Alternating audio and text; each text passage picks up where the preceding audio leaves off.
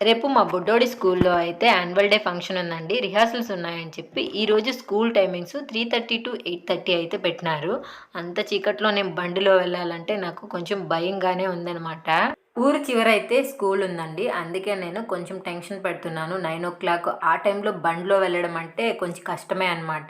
ఇంకా నడుచుకొని కానీ, బస్సులో కానీ వెళ్దామంటే ఆప్షనే లేదండి. అటు సైడ్ బస్సులు వెళ్ళవు. ఇంకా నడుచుకొని నేను ఒకటే వెళ్ళాలంటే ఇంకా రిస్కీ అనిపిస్తుంది.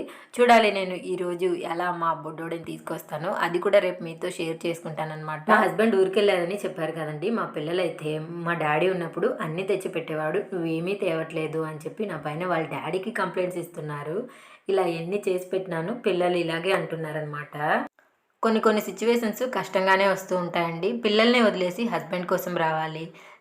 పిల్లల్ని వదిలేసి అమ్మ కోసం వెళ్ళాలి. ఇలాంటివి ఎన్నెన్నో ఉంటాయండి. ఇందులో మనము అర్థం చేసుకోవాలి అంతే అనమాట.